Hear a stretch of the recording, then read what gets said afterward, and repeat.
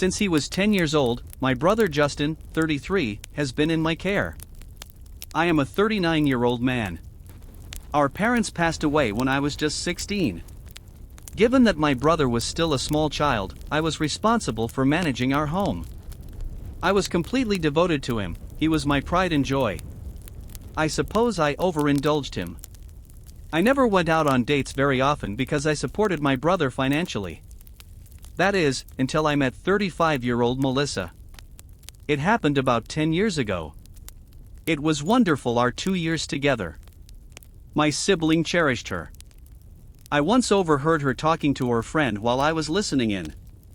That talk mostly revolved around her friend inquiring about me. Melissa told me how much she loved me and how I looked out for her in every manner, but I'm not very good at engaging in sexual activity. Her friend wanted to know if she would talk to me about it or about how pleased she is. My brother is her future, she informed her.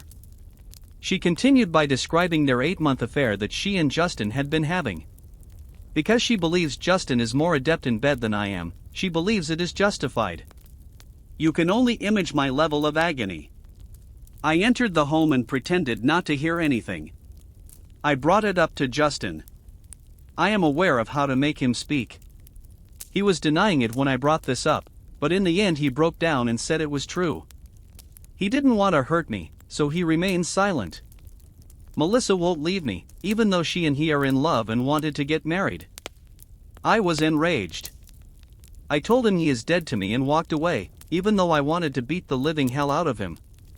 Melissa was also ejected by me, and she moved in with my brother and his housemates. My brother kept hammering on my door.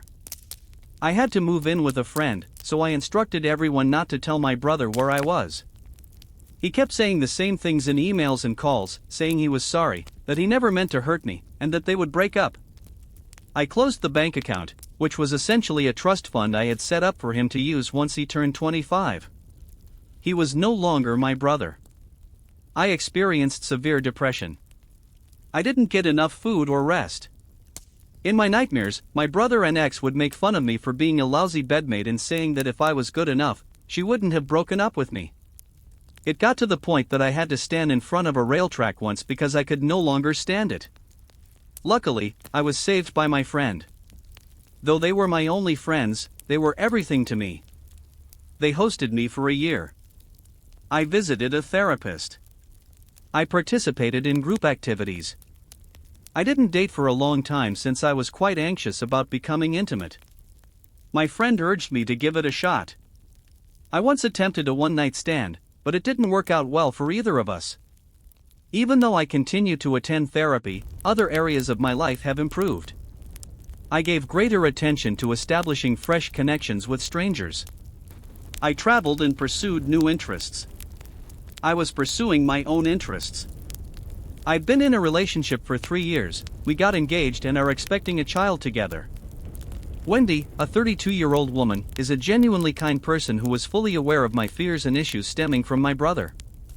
She treated me with maturity and patience. I was able to establish enough trust with someone to date them. As the headline indicates, I received an invitation about a method to 2 days ago in the mail from my brother. He has been following me from a distance and has extended an invitation to attend his wedding to Melissa alone. It hurts less to look at their names anymore. I'm feeling numb. 8 years ago, I would have lost it.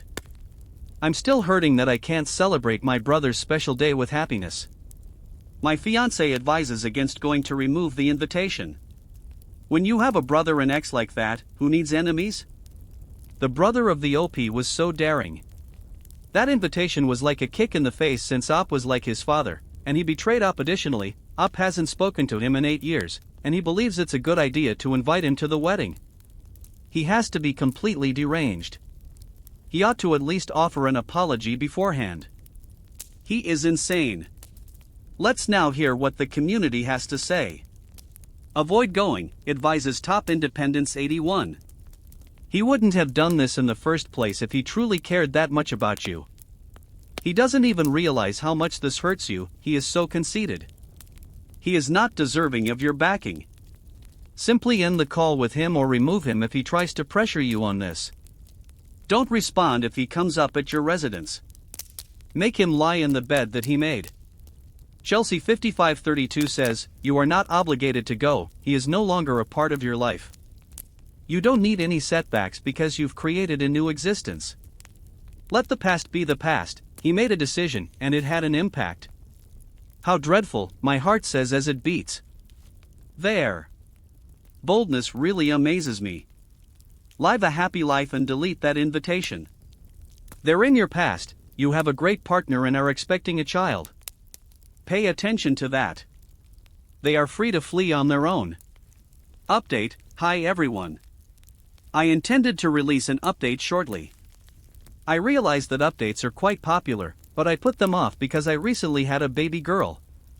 My now wife, my fiancée, was 8.5 months pregnant when I uploaded this. Our delivery happened early. Emily, my baby girl, is such a joy to have around, she is quite cute.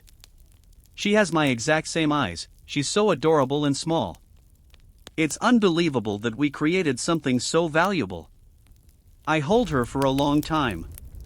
My spouse becomes enraged because she believes I will spoil her beyond recognition. In addition, my fiancé and I were married in a hurry. Since neither of us wanted a large wedding, it was a judicial marriage. Everyone among us was all right. I was questioned by a few of you how my brother found out my address. Actually, he didn't, he was just aware of my work email. He's undoubtedly aware of the places I frequent. He then located my email and extended an invitation. My brother sent me another email a few days ago. I overlooked blocking him. Since most of my work emails are relayed over Slack, I don't normally check them. In a lengthy email, my brother essentially let me know that, even though I won't be attending his wedding, he still wanted me to be there for his special day. He expressed regret for his actions and said he would never be able to forgive himself. Despite knowing better than to sleep with Melissa, he did so. He used to be envious of me as a child since I'm the more capable sibling and I'm only watching him. Melissa came up to him. He thought he was more significant. He wanted to stop because he realized he was wrong. He suffered a panic attack the day I told him he was dead. He made every effort to get in touch with me, but my buddies wouldn't reveal where I was. He was pleading with them, he and Melissa temporarily parted ways. Even his friends brutally condemned him for what he had done, which is why he was so desperate to locate me. His friends declined to attend his wedding to Melissa since they considered me to be an older brother as well. 2 years ago, he and Melissa got back together. Melissa was a single mother at the time. Because her child's father betrayed her and abandoned her, she feels bad about what she did. She also wanted to apologize and meet me. They resumed their romance after that. Finally, he declared that he could not go through with the wedding, he snapped, got into a fight with Melissa, and the two split up once more. It's his most significant day, and he wants me to be there. Even though he is aware that I have rejected him, he will stop at nothing to make amends, even if it takes his entire life. And that's it. I disregarded a lot of complaining material. I removed the email. According to my therapist, forgiveness cannot be coerced. When we know we can forgive someone, it comes from a subconscious place, and we should only consider forgiving someone when their actions, not just their words, demonstrate their regret. To be honest, I'd rather not. Even though I know I'm being harsh and petty, I like my life as it is. Including him will be stressful. My spouse advised me to give it up. In no way is my brother culpable. He would return to Melissa the moment I gave him my forgiveness. He must come to his own conclusions about life. I've spoilt him too much. It's his turn to grow up now. Edit, I want to address a question that people have been asking me about my brother's life. What he has been doing with his life is unknown to me. I moved farther away from him, away from that location. I also moved jobs. He had to be aware of my workplace, as that's where he obtained the email. I lived a decade pretending that it didn't exist. I treated him like he was dead in addition to therapy. Based on his email, I have no idea what transpired between him and Melissa. I can imagine that they split up after a few years of dating. Due to their displeasure with him dating his partner, his buddies called off the wedding because of Melissa. My brother informed me that he will not get married unless I am present to encourage him. That doesn't have to be Melissa, it could be anyone. Melissa returned, although I'm not sure why. She may have believed that I would treat her like a doormat, but she is aware of my better judgment. I am obstinate when it comes to harboring resentment. I had no idea how big of an influence I had on his pals. They would come hang out with us, they were wonderful people. They regarded me like their own brother, even though they were younger.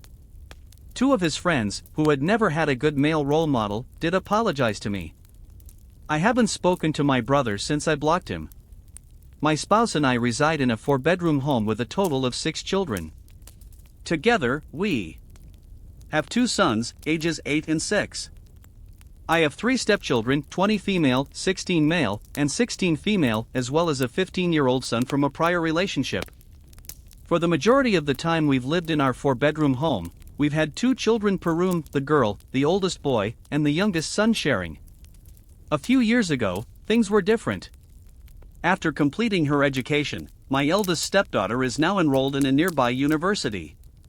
At this point, the girls opted to each occupy one room as their permanent bedroom, rather than sharing a bedroom at their mom's and a bedroom at their dad's. Thus, the 20-year-old lives full-time with her mother, and the 16-year-old lives with us. Every week, they both go to the other parent's place. Even though my 16-year-old stepson has his own bedroom at his mother's house, he still spends most of his time between the 2 homes. My son doesn't have a close relationship with his father, therefore he stays with us full-time. My stepson and son don't get along very well, and you can frequently hear them yelling at one another in their bedroom. I recently questioned my stepson about why he doesn't move in with his mother full-time so that they can live in a similar home like their sisters. The lads would each have a room in this manner. He would undoubtedly continue to visit, just like his older sister does, and we could work out a solution where my son has more space while his stepson isn't around, such as using a futon in place of a bed in their room. My stepson overreacted to my proposal and is attempting to portray me as being antisocial when in reality I'm just considering how to use the space more effectively. It's unjust that at one of their parents' houses, every older child except for my son has a separate room. Since I first mentioned it, my son has brought up the subject with his stepbrother a few more times since he enjoys it, and it has sparked disputes between them. It appears he is thinking about it now. My husband is upset with me because I suggested that his son go home with his mother permanently. If this were to occur, he believes that his relationship with his son would be less intimate. Compared to our boys, my husband prefers his oldest son. He also believes that I'm giving his son the impression that he's being ejected. But since it was successful for them and they both seemed happier, it was his daughters who were already doing the same thing that inspired me. Nor am I pressuring this to occur. I was merely putting it out to him. That would be entirely his decision. Is this a wise strategy, or am I being ridiculous to bring it up? But did he overreact? Did he act like that? Or did he behave like a 16-year-old whose stepmother had ordered him to leave his father's home after witnessing her son verbally abuse him for a few years? The a-hole is you. The a-hole is you. If you learned that your husband encouraged your teenage son to think about moving so his biological child could have more space, how would that make you feel? Ask yourself that question with sincerity. The a-hole is you. I hope your hubby gets smart and gets a divorce. It's possible that the issue wouldn't exist if you had raised your son better because it's clear that he picked up this entitled behavior from someone. You let your son to torment that youngster to the extent that he is thinking of moving out of his own father's house. You are congratulating yourself because your story of home running away fits perfectly with your creation of a dysfunctional household. His other 2 daughters were previously thrown out, and you don't even think that's a bad thing because it fits into your absurd, my own nuclear family theory. You are an embarrassment to behold. Step-parents such as yourself would be more fitting for the villain role in a Disney film. Hence, when my wife and I were married, her daughter passed away 5 years prior, while my stepson Evan was still in elementary school and the daughter was a high school student. It goes without saying that Evan and the rest of the family were devastated by her passing. Their bond as siblings was incredibly close. It's as though, as a result, he lost a part of himself. Now 15, Evan wears a locket with a picture of her on a chain. Although it appears to be an ordinary necklace to an outsider, it is actually his most valuable asset. Evan had a detention slip for the following day after school when he returned home last Thursday. UNC language and serious insulting of another student, or similar offenses, were specified as the offense. He gave me this account of what transpired when I asked him to clarify. It seems that he removed his necklace and hung it up on the wall with his hoodie at the beginning of his exercise class. Kayla, a different student, grabbed his jewelry and began making fun of him for it. When Evan explained that the photo was of his sister rather than his girlfriend, she questioned if it was his girlfriend's picture and remarked, "That makes sense, only gay guys wear necklaces after all." Evan attempted to retrieve the necklace, but she and her pals tossed it around and played a game of hide and seek with it. He openly cursed at her and her pals when he finally recovered it with the assistance of a friend. I'm not sure exactly what he yelled at her, but according to Evan, it did contain things like "duck you, b, see you next Tuesday," and "piece of crap," naturally uncensored because he was a big swearer. After determining that he was the aggressor in the exchange, the school placed him in after-school detention. To my knowledge, Kayla has not received any punishment. Reluctant to stir up issues between Evan and the school administration, I signed the detention slip. We have not punished him in any other way, either with my wife or with me. My wife confided in me privately yesterday, stating that she had been considering assigning Evan more work as a form of discipline. Although Kayla's actions were terrible and harsh, she said that his language was inappropriate. She emphasized in particular that he had called a girl a bee, and that term was especially hurtful to young ladies. I'm not sure if this is accurate because I'm not a lady. I informed her that he had already received punishment, detention. She stated that he must understand that we also disapprove and that we must take some sort of action. Eventually, she gave up, but now that she's acting a little aloof and cold, I'm not sure if I did the right thing or if I should consent to punish Evan. Do I look like an a-hole? Not the bastard. Additionally, I believe that you ought to visit the school and confront the girls and her friends' actions. Ask the girls' parents if they believe their daughter and their friend should be spared from consequences for their actions after they insult a young man over a necklace that features a picture of his deceased sister. Not the bastard. It's fortunate for the girl that he only used strong language. In that case, I don't believe I would discipline him.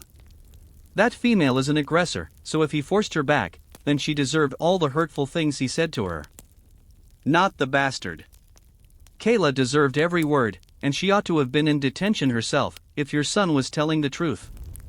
Indeed, both her actions and those remarks were damaging.